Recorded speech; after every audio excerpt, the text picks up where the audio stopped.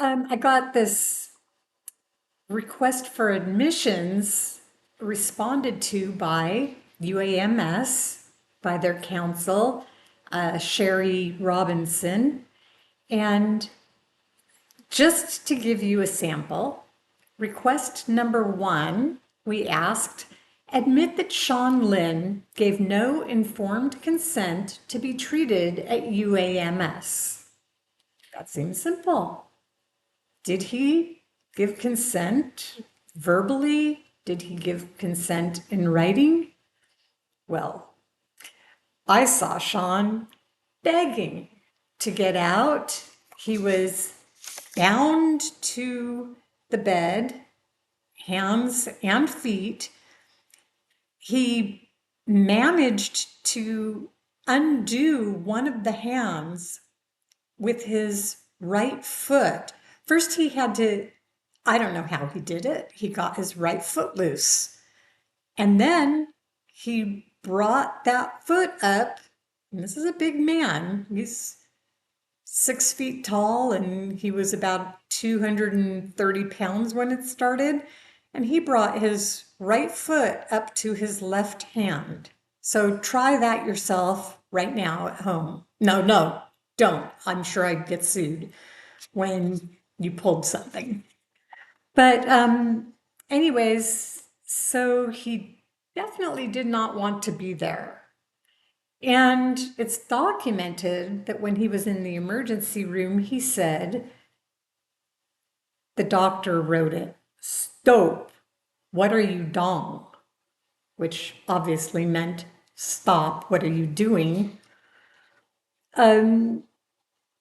He did have aphasia, which is trouble speaking because there was pressure on the language center of his brain, but it wasn't bad enough for UAMS to do any kind of surgery. The entire 2 weeks that Sean was held against his will, there was never anything done to cure. All they did was drug him for, well, I'm going to back up on that a minute, but they drugged him for his agitation. And when the drugs they were giving him and the foods they were not feeding him gave him hyponatremia, he, at low sodium, they gave him sodium pills. So that's the emergency that they found. Well, instead of admitting that Sean Lynn gave no informed consent to be treated at UAMS, Sherry Robinson, and in representing UAMS on their behalf, denied that Sean Lynn gave no informed consent to be treated. How can she deny it? She says consent is not required in emergency situations. Well, I didn't ask for her legal opinion. I asked a fact. The fact is, did or did not Sean Lynn give informed consent to be treated at UAMS? The answer to that would have to be he did.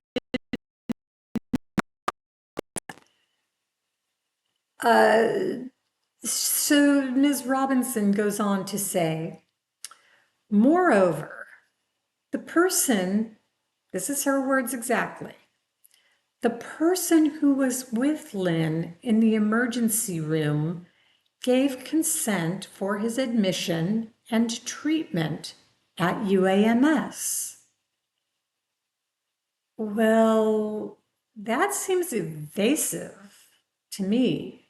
The person. She doesn't give a name. She doesn't identify the relationship between the person. I looked in the medical record. Now, UAMS did not try to contact family members when Sean came in. He came in at about 5:15 p.m. on a Friday night.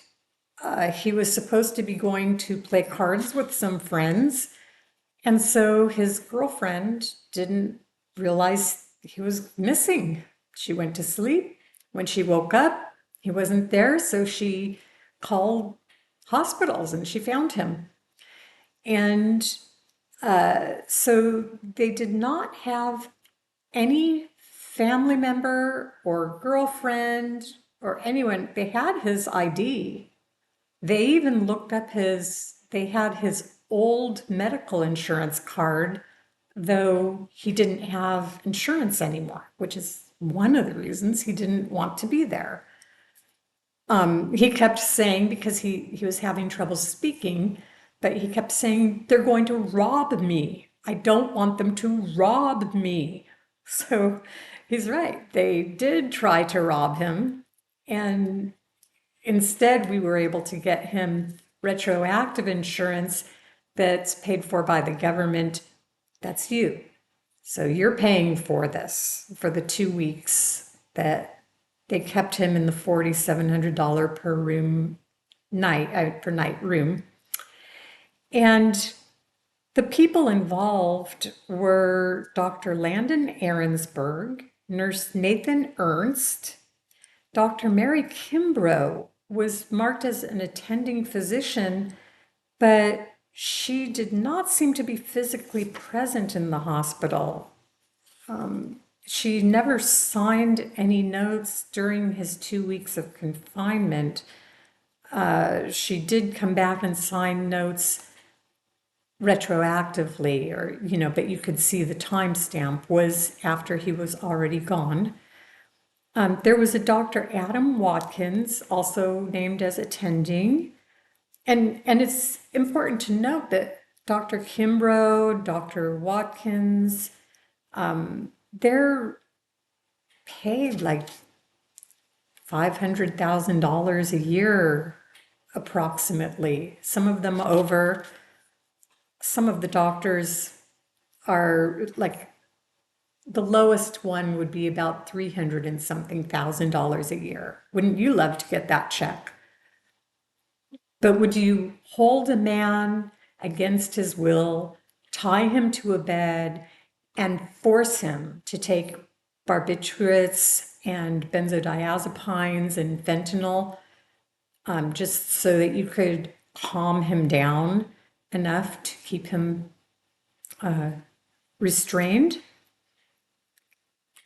There was a resident, Jordan Takasugi, was involved, and Natalie J. Applebaum was a doctor who confined him, who's the one who said that he would have to stay after the emergency room found that his vitals were all within range, a healthy range. He wasn't combative, he was cognizant, but she said that he had to stay based on medical necessity, and that's as far as she goes. So my dad was a doctor, and this is interesting. He repeated over and over again this story about his first year in medical school, and the teacher gave them a lesson where they had to write about a glass of water and write like 5,000 words about this glass of water.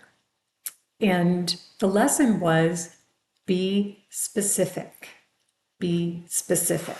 So holding a man against his will for 2 weeks, drugging him, battering him, and arguably raping him was based on medical necessity.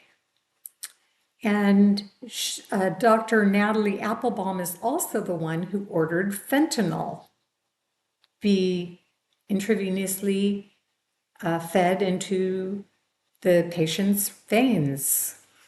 There was a Dr. Nolan Bruce attending, also drawing a very comfortable salary. Any of us would love to get over the span of 10 years, but he was making it per year. When the fentanyl was given, before it was injected, he had a pulse of 71 beats per minute. And within a minute, that went down to 64 beats per minute. And his respiration went from 23 breaths per minute down to 21 breaths per minute. And while none of those numbers are indication of stress, like they're not something that you would hold a patient for.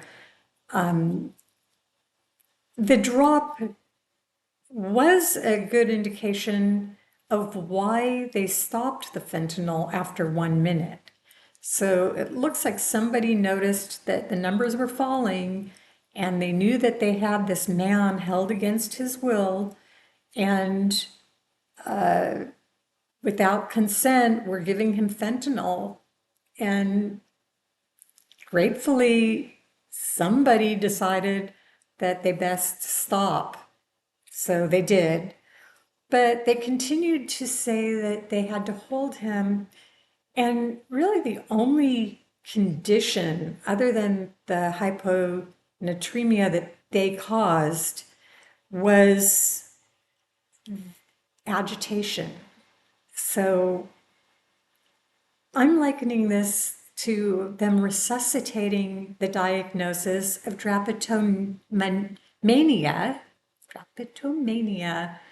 which is what some perverse doctors in the 19th century said about slaves who tried to escape.